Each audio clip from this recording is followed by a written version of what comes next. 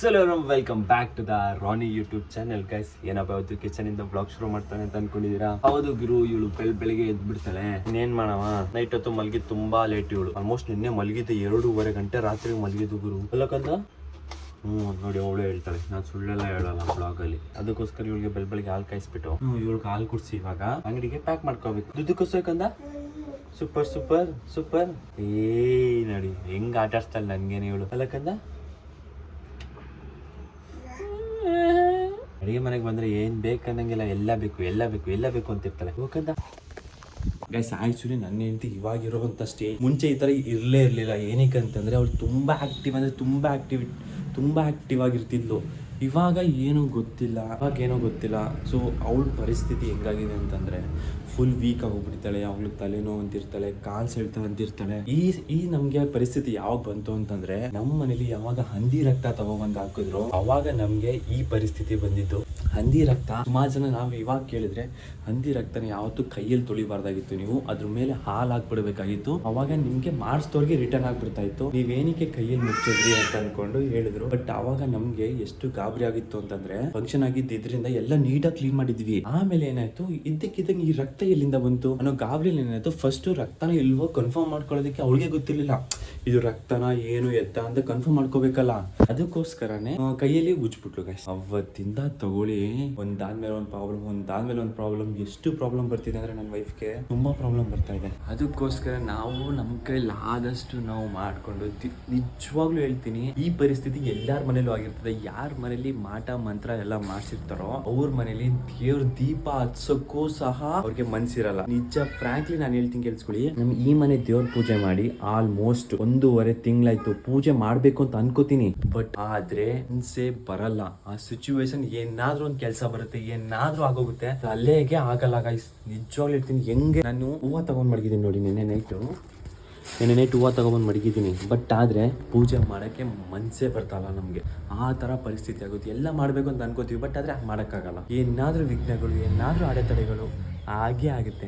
ಆ ಥರ ಪರಿಸ್ಥಿತಿ ಆಗಿದೆ. ಇದು ನಮ್ಮಲ್ಲಿ ಅಂತಲ್ಲ, ಪ್ರತಿಯೊಬ್ಬರು ಮನೇಲೂ. ಈ ಸುಮಾರು ಜನ ಏನಂತಂದರೆ ನಂಬಲ್ಲ ಈ ಮಾಟ ಮಂತ್ರ, ಅದು ಇದು ಮಾಡಿಸೋದು ಮಟ್ಟದು ಆ ಥರ ಮಾಡ್ತಾರಲ್ಲ, ಅದೆಲ್ಲ ಸುಮಾರು ಜನ ನಂಬಲ್ಲ. ಬಟ್ ಅದು ಯಾರಿಗೆ ಅನುಭವ ಆಗಿರ್ತದೋ ಅವ್ರಿಗಂತೂ ಪಕ್ಕಾ ಗೊತ್ತಿರುತ್ತೆ. ಸೊ ಇದೆಲ್ಲ ವರ್ಕ್ ಆಗುತ್ತೆ ಅಂತ. ನಾವು ಇದೆಲ್ಲ ಸ್ಟಾರ್ಟಿಂಗ್ ನಂಬ್ತಾ ಇರಲಿಲ್ಲ. ನಮಗೆ ಯಾವಾಗ ಅನುಭವ ಆಯಿತೋ ಅವತ್ತಿಂದ ನಾವು ನಂಬೋದನ್ನು ಶುರು ಮಾಡಿದ್ದೀವಿ. ಅದಕ್ಕೆ ನಾವೇನು ಮಾಡಬೇಕು, ಅದನ್ನು ನಾವು ಸೇಫ್ಟಿ ವೈಸ್ ಮಾಡ್ಕೊಳ್ಳಬೇಕು. ನಾವು ಅವ್ರು ಮಾಡಿದ್ರು ಅಂತ ನಾವು ಮಾಡಿಸಿದ್ರೆ ಏನಾಗುತ್ತೆ ಹೇಳಿ, ತಪ್ಪಾಗುತ್ತೆ. ನಾವು ನಂಬಿರೋದು ಒಂದೇ, ದೇವರು ನಮ್ಗೆ ಯಾವತ್ತೂ ಕೈ ಬಿಡಲ್ಲ ಅನ್ನೋದೊಂದೇ ನಾವು ನಂಬಿಟ್ಟು ನಾವು ಪ್ರತಿ ದಿನ ದೇವ್ರ ಮನೇಲಿ ದೀಪ ಹಚ್ಚಕ್ಕಂತೂ ಅಪ್ರಾನೇ ಆಗಲ್ಲ ನಮ್ಮ ಕೈಲಿ. ನಂಜುಂಡೇಶ್ವರ ದೇವಸ್ಥಾನ ಹೋಗಿ ದರ್ಶನ ಆದ್ರೂ ನಾವು ಮಾಡ್ಕೊಬರ್ತೀವಿ. ಈ ದಿನ ಆದ್ರೆ 2 ದಿನಕ್ಕೆ ಒಂದ್ಸಲ ಆದ್ರೂ ನಂಜುಂಡೇಶ್ವರ ದೇವಸ್ಥಾನ ಒಳಗಾದ್ರೂ ಹೋಗ್ಬಿಟ್ಟು ನಾವು ದರ್ಶನ ಮಾಡ್ಕೊಂಡ್ಬರ್ತೀವಿ. ಇದು ಮನೇಲಿ ಇರುವಂತ ನೆಗೆಟಿವಿಟಿ ಸ್ಪ್ರೆಡ್ ಮಾಡುತ್ತೆ. ಯಾಕಂದ್ರೆ ಮನೇಲಿ ನಮ್ ದೀಪ ಹಚ್ಚಕ್ಕಾಗಲ್ಲ, ಹೊರಗಡೆ ಹೋಗಿ ದೇವಸ್ಥಾನಕ್ಕೆ ಹೋಗಿ ಏನಾರ ಮಾಡಿ ಒಳ್ಳೆ ವೈಬ್ ಇರ್ತದೆ ನಮ್ಗೆ. ಆದ್ರೆ ಮನೆ ಒಳಗೆ ನಾವು ಪೂಜೆ ಮಾಡಕ್ ಆಗದೇ ಇಲ್ಲ. ಆ ತರ ಪರಿಸ್ಥಿತಿ ಆಗುತ್ತೆ. ಇನ್ ಕೇಸ್ ನಿಮ್ಮ ಮನೇಲೂ ಸಹ ಏನಾದ್ರೂ ಈ ತರ ಸಿಚುವೇಶನ್ ಇತ್ತು ಅಂತಂದ್ರೆ, ರೀಸನ್ ಏನು ಇಲ್ಲ ಗೈಸ್. ನಿಮ್ಗೆ ಆಗದೆ ಇರೋರು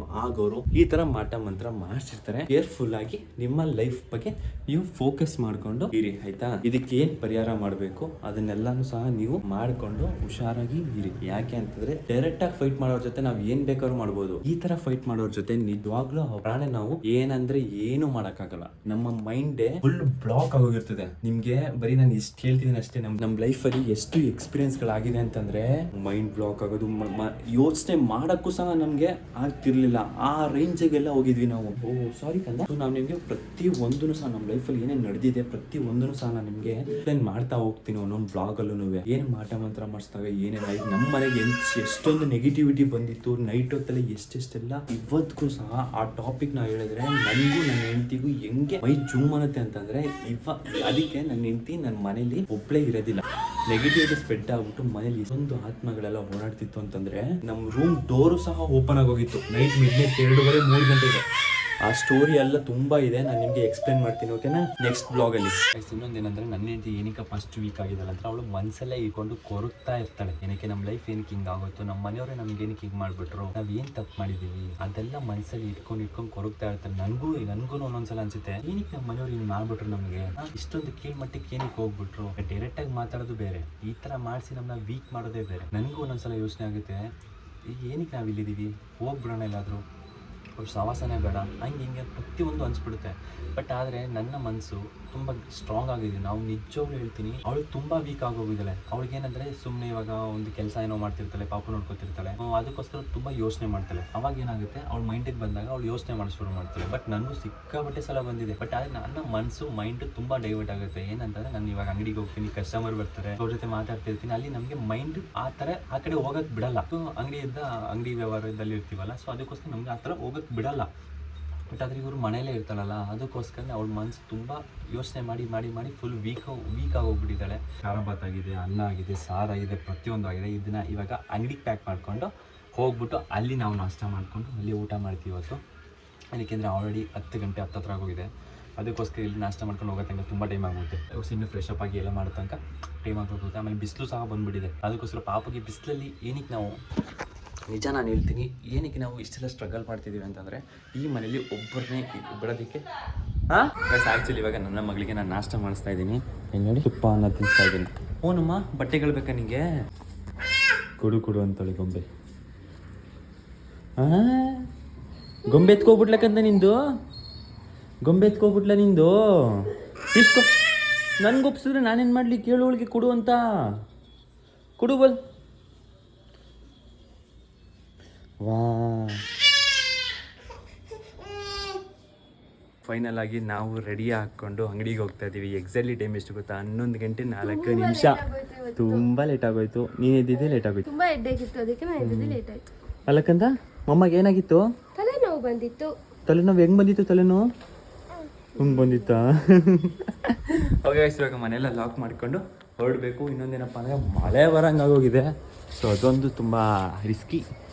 ಯಾಕೆಂದರೆ ನಾವು ಇಲ್ಲಿಂದ ಆಲ್ಮೋಸ್ಟ್ ಒಂದು 15 ಕಿಲೋಮೀಟರ್ ಟ್ರಾವೆಲ್ ಮಾಡಬೇಕು ನನ್ನ ಅಂಗಡಿಗೆ. ಅದಕ್ಕೋಸ್ಕರ ಫುಲ್ ಸೇಫ್ಟಿಯಾಗಿ ಹೋಗಬೇಕು. ರೈನ್ ಕೋಟ್ ಎಲ್ಲ ಎತ್ಕೊಂಡಿದ್ದೀನಿ. Green colour. ಹೌದು. ಎಸ್. ಓಕೆ ಗೈಸ್, ನಾನು ನಿಮಗೆ ಅಂಗಡಿಗೆ ಹೋದ್ಮೇಲೆ ಸಿಗ್ತೀನಿ. ಓಕೆ, ಬಾಯ್.